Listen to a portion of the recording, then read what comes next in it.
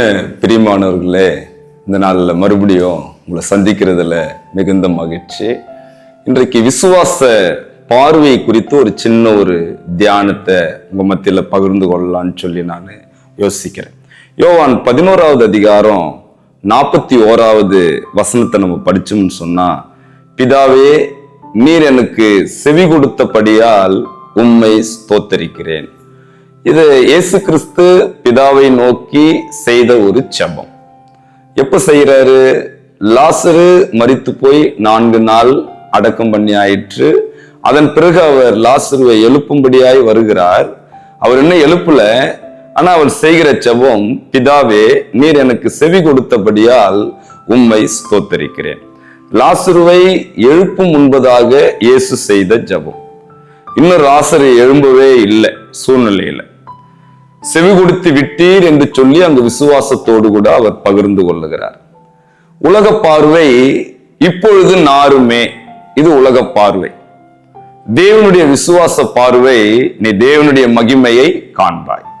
ஒரு சின்ன உதாரணத்தின் மூலமா நான் இதை உங்களோடு கூட பகிர்ந்து கொள்ள விரும்புகிறேன். ஒரு காலணிகளை செப்பல்ஸ் மேனுஃபேக்சர் பண்ற பெரிய கம்பெனி, அவர்கள் தன்னுடைய கிளைகளை பல சிட்டிஸ்ல அல்லது கிராமங்கள் தோறும் கொண்டு போகணும்னு சொல்லி அவங்க ஆட்களை தேர்வு செய்து கொண்டிருந்தார்கள். அப்ப நிறைய பேரு சேல்ஸ் மேனேஜரா அந்த பதவிக்கு வரும்படியாய் நிறைய பேர் அன்றைக்கு தேர்வுக்கு வந்தாங்க. அதுல 2 பேர் அவர்கள் தேர்ந்தெடுத்தார்கள். அந்த 2 பேர்ல ஒரு நபரை அவர்கள் தேர்ந்தெடுக்க வேண்டும் சேல்ஸ் மேனேஜரா. அப்போ அவங்க கடைசியா போட்டி, அவர்களுக்குள்ள தேர்வு வைக்கிறாங்க. கலாச்சாரமற்ற, அதாவது வசதிகள் இல்லாததான மலை கிராமத்திற்கு அவர்களை அனுப்புகிறார்கள். அவர்கள் 2 பேரும் போறாங்க. சில நாட்கள் அங்கு தங்கி இருக்கிறாங்க. தங்கி இருந்து அங்கு அவர்கள் சர்வே பண்ண ரிப்போர்ட்ஸ் எல்லாம் எடுத்துட்டு மறுபடியுமாக அவர்கள் அந்த கம்பெனியுடைய அந்த அதிகாரிகளிடத்தில் அவர்கள் வருகிறார்கள். 2 பேர் ரிப்போர்ட்டை கொடுக்குறாங்க. ஃபர்ஸ்ட் பர்சன் ரிப்போர்ட் தரார். நாங்க போய் வந்த இடம் ரொம்ப பின்தங்கிய பகுதி. அங்க இருக்கிற ஜனங்கள் கல்வி அறிவற்றவர்கள், பின்தங்கிய ஜனங்கள். அதில் ஒரு மனிதன் கூட அவன் செருப்பு போடுகிற பழக்கமே அங்கு இல்லை. அதனால நம்ம ஒருவேளை பிரான்ச் அங்க தொடங்கணும்னு சொன்னா அங்க ஒருத்தர் கூட செருப்பு வாங்க மாட்டாங்க. அதனால நமக்கு லாபம் இருக்காது. அதனால அங்க எதுவும் நாம் செய்ய வேண்டாம் என்று சொல்லி அவர் அறிக்கையை கொடுக்கிறார். அப்போ அதிகாரிகள்லாம் நீங்க உட்காருங்கன்னு சொல்லி அவர் உட்கார வச்சுட்டாங்க. 2வது நபரை கூப்பிட்டு அவரை கேட்டாங்க, நீங்க என்ன சர்வே பண்ணீங்க? நான் பார்த்ததுல ஒருத்தர் கூட அங்க செருப்பு போடல.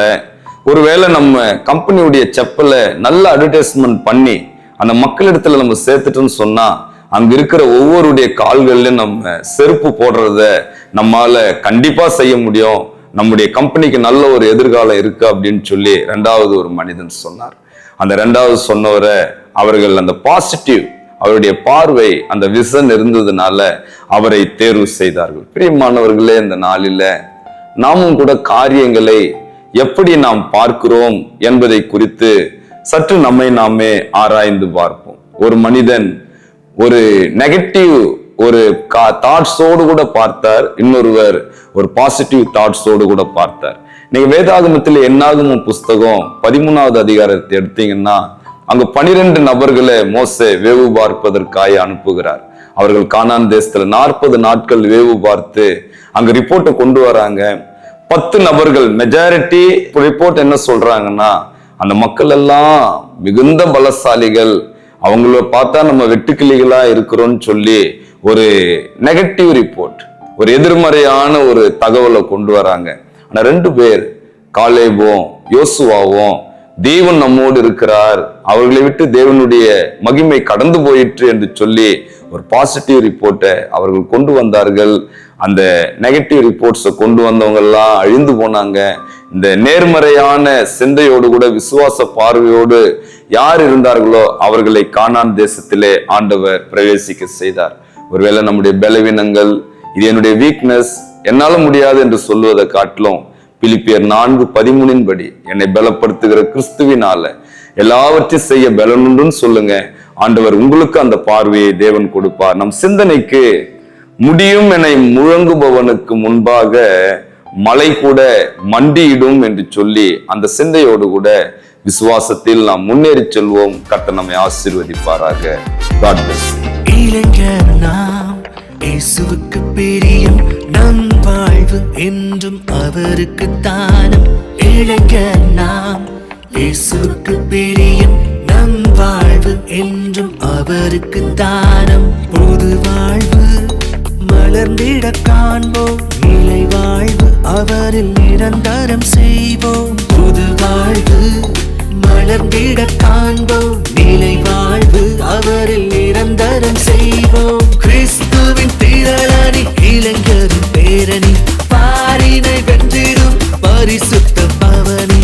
இயேசுவின் திரளானி இளைஞரின் பேரணி, பாரினை வென்றிடும் பரிசுத்த பவனி.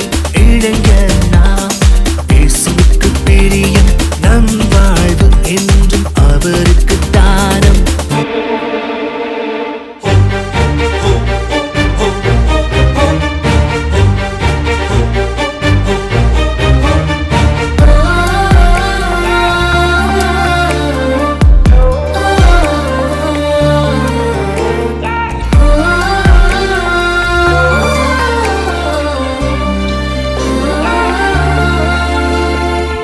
ஒட்டிய உறவில் நிலைத்திருப்போம், கட்டுப்பாடு வாழ்வில் காத்திடுவோம்.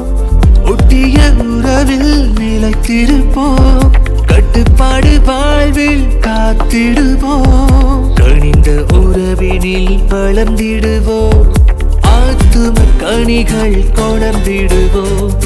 ஆத்தும கனிகள் கொணர்ந்திடுவோம்.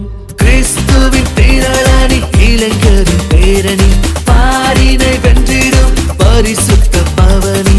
இயேசுவின் திரளானி இளைஞரின் பேரணி, பாரினை வென்றிடும் பரிசுத்த பவனி.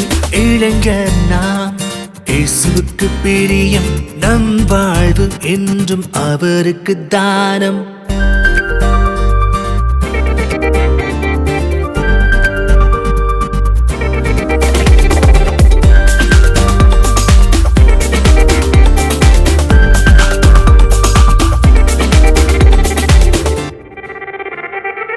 பெயரிட்டு அழைத்தவர் நம் இயேசு, இதய சிங்காசனம் அமர்ந்திட்டவர்.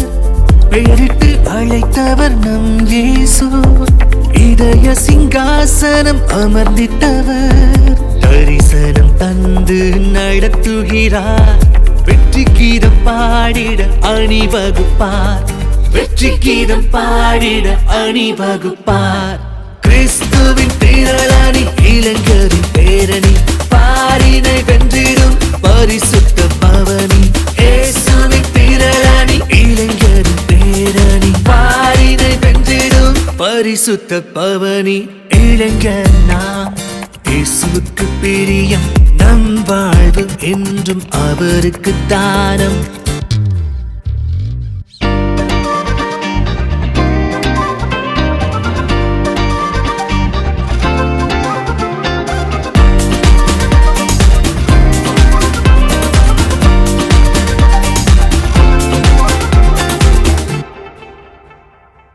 நம் தேச சுதந்திர வானிலே கார்மேகம் சூழ்ந்திடும் காலமே. நம் தேச சுதந்திர வானிலே கார்மேகம் சூழ்ந்திடும் காலமே. ஒளி வீசும் தீபமாய் வாருமே, தேசத்தை மீட்டிட சேருமே. தேசத்தை மீட்டிடவே சேருமே. கிறிஸ்துவின் திரளானி இளைஞரின் பேரணி, பாரினை வென்றிடும் பரிசுத்த பவனி. இயேசுவின் திரளானி இளைஞரின் பேரணி, பாரினை வென்றிடும் பரிசுத்த பவனி. இளைஞர் நாம் இயேசுவுக்கு பிரியம், நம் வாழ்வு என்றும் அவருக்கு தானம்.